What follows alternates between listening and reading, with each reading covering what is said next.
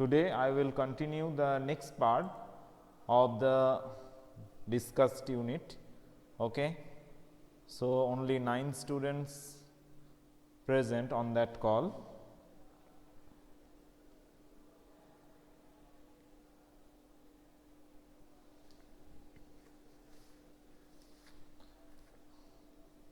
From water pollution, yes. So, everyone will open the page from NCERT science book, that is page number 245.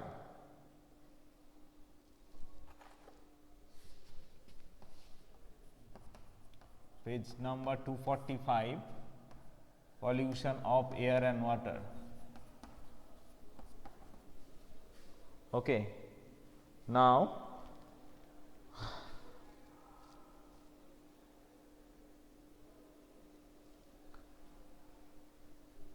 in class 7, we learned that water is a precious resource. Think and list the various activities in which we need water. Okay. We saw that water is becoming scarce due to increase in population, industries and agricultural activities. We have also studied how water become dirty after we use it. Now, you can give the example in the daily life.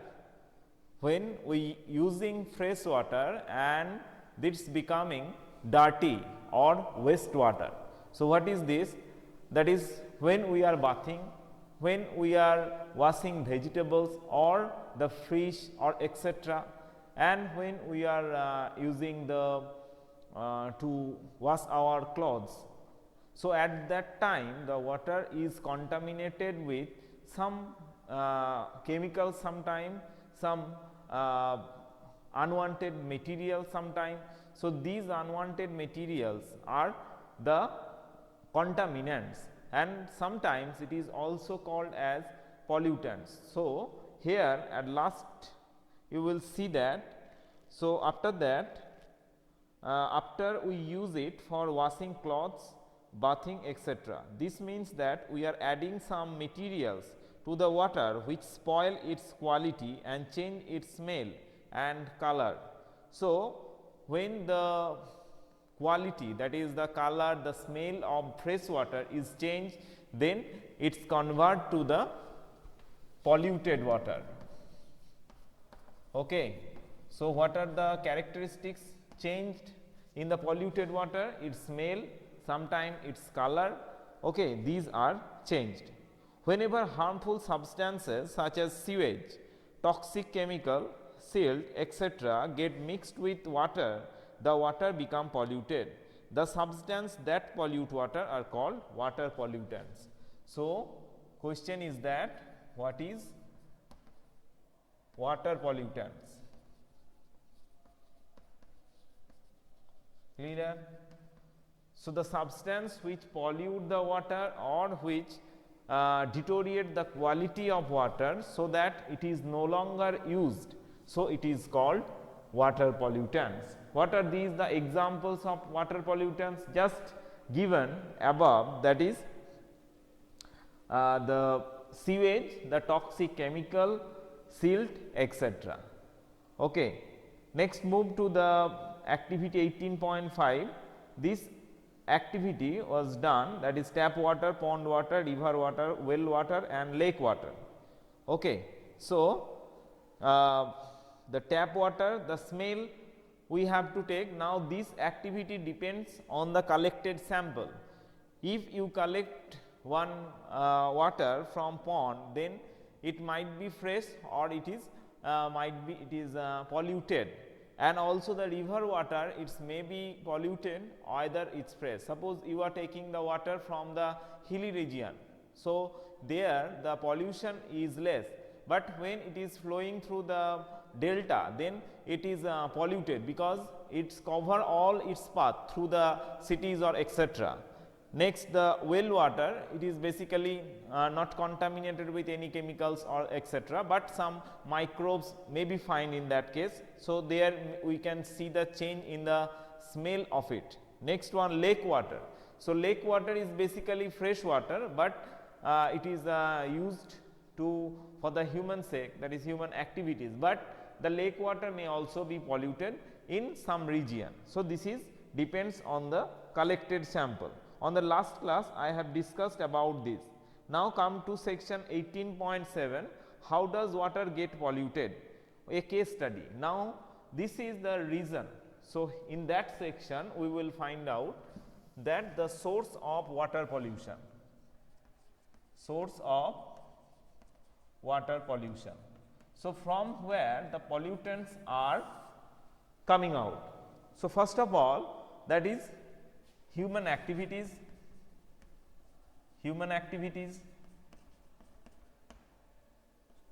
okay. Number 2 is that agricultural field, and number 3 is that industrial field,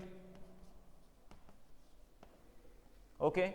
So, human activities, agriculture, industrial, and number 4, okay, only 3, there is limited up to 3, that is human activities, agriculture and industrial. Now, from human activities I just told, that is the sewage which is called, that human feces or the dead bodies which are is thrown on the river or pond, then it is due to the human activities.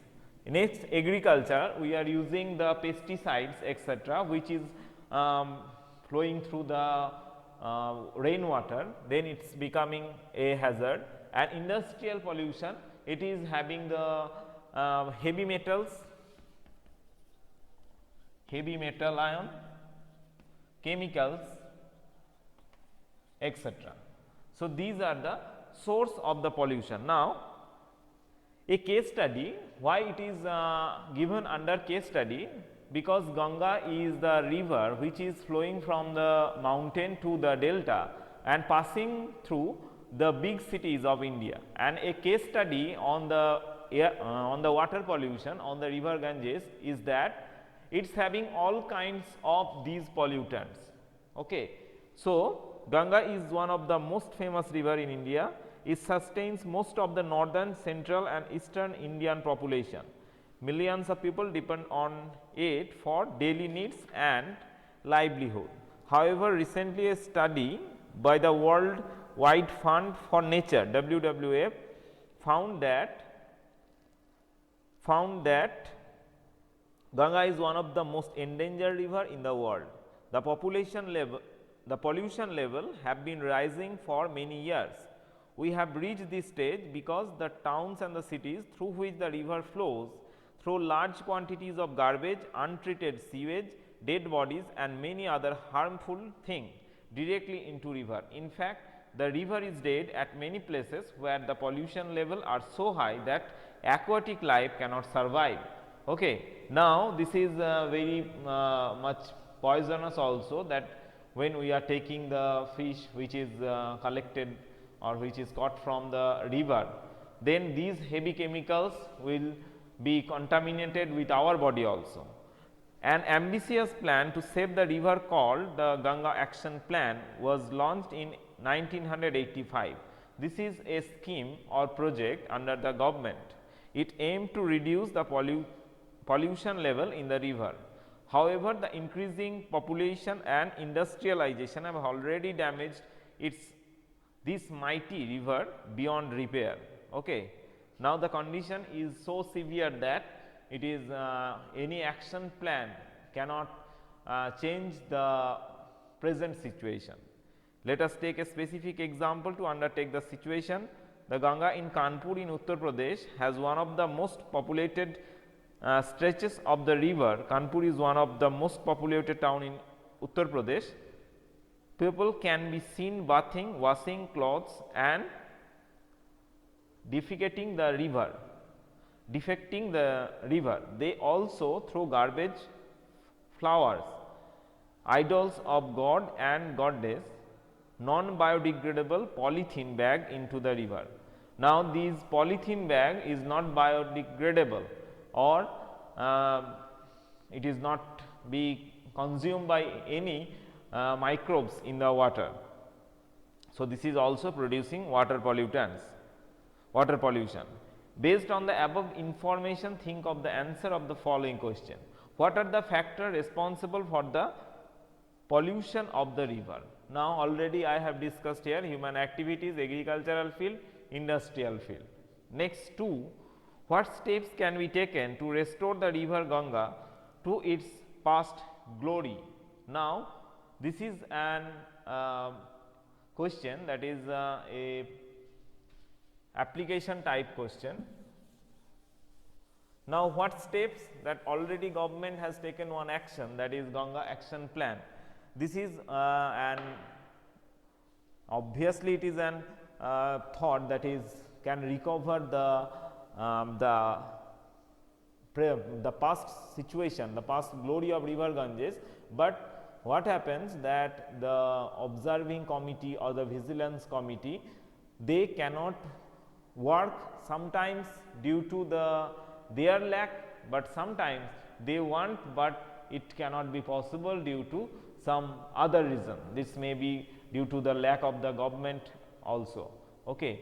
And when this type of ignorance by the government and sometimes by the mankind is done, then it is impossible to go back its past story, past glory. Now, how would the disposal of garbage etc. affect the living organism in the river? Now, how the garbage? Now, garbage is of different kind, basically the dead bodies, the plastics etc. These are garbages, basically the plastic, thermocol and the piece of paper etc. Now, the aquatic system has its own microorganism, but the plastic as it is not biodegradable or it cannot be consumed by the microbes. So, it is creating some trouble for these microbes. Okay. And another one is that if the small pieces is taken up by the aquatic animal which is not consumable also by themselves, so it is also producing the health hazard for them and also producing the death for some aquatic animal. Now, many industries discharge harmful chemical, already discussed. Example are oil refineries, paper factories, textile and sugar mills. Now, oil refineries, here a grease type of particle or that is oil particle which is floating on the water surface, this is exhausted. Next, paper industries, basically the acid base, these are extracting from textile, also acid and base, and sugar mills. From sugar mills, that is it is an some steps is there, that is the sugar mills, basically it producing the coloring agent or etc. Decoloring agent, and this is also some chemical compounds producing from that, and obviously the chemical factories. These industries cause chemical contamination of water. The chemicals released include, now there is the name, that arsenic, lead, fluoride, which lead to toxicity in plants and animals. So, the question which was, that is how would the disposal of garbage etc. affect the living organism? Now, these garbages, this is exactly not on the garbage, okay. These are contaminants, that is pollutants, the arsenic, the lead, the fluorides, which lead to the toxicity in plant and animal. So, it also producing toxicity to the animals also. These are regulations to prevent this. Industries are supposed to treat the waste produced before discharging it into water. Now, how this to be discharged? If it is the large that is the plastics etc., then by using the bar screen we can restrict the mixing of the plastics in the river water. If it is some chemicals, then we have to treat it as it is the heavy chemicals or etc., then there is a step. Suppose lead is present, then we have to add some acid so that it can be deposited. If it is arsenic, then we have to add it is some compound so that it get deposited or it gets settled down, then it should be discharged. But the system behind it is not working properly. For this it is becoming problems to us. Okay, students, now the electricity is gone off. Okay, I will continue the class. Okay, there are regulations to prevent this. Now, there are already regulations, the act is there regarding the industries also, but they are not abiding by the regulations. Okay, next one, industries are supposed to, okay, next, but quite often the rules are not followed. The soil is also affected by impure water, causing changes in the acidity, growth of worms, etc. Okay, now how soil is affected, that is the pH of the soil is changed. What is the impact of the change in pH? That the that the trees or the plants or the vegetables which are growing here having one perfect pH above all. Okay, is also damaged. Now, what is the impact of the change in pH of the soil? Now, all the trees, the plants, the green vegetables, etc. are producing, they having at a specific pH range. Now, what is pH? pH is the hydrogen ion concentration, or there is a three kinds of nature. One is the acidic nature, another one is neutral, another one is basic nature. Now, the soil is basically in the light basic nature, it is not acidic, but the plants grow in a definite pH. For this reason, we have to change the quality. If it is becoming acidity, then you have to use the slaked lime or the calcium oxide to convert its pH from acidic range to the basic range. Now, next part. However, all these chemicals dissolve in water and are washed into water bodies from fields, and these also seep into the ground to pollute groundwater. So, in that way groundwater also polluted. As it is mixing with the compounds, then it will pour through the it will pass through the pores of the soil, mixing the underground water which we take as a drinking water, also polluted. Have you seen ponds which look green from a distance because they have a lot of algae growing in them? This is caused by excessive quantities of chemicals which get washed from the field. These act as nutrients for algae to flourish. Understood? Now, when suppose a nitrogen containing fertilizer is used in the field. Now, when it is washing then and mixing with the pond water, these nitrogen containing compounds are used by the algae to flourish, that is they can spread well in that situation. Okay. Next, this is caused by excessive quantities of chemicals which get washed from the field. These act as nutrient for algae to flourish. Once these algae die, they serve as food for decomposers like bacteria. A lot of oxygen in the water body gets used up. This results in the decrease in the oxygen level which may kill aquatic organism. Now, this part is very important. This is called BOD, biochemical oxygen demand. Now, what is BOD?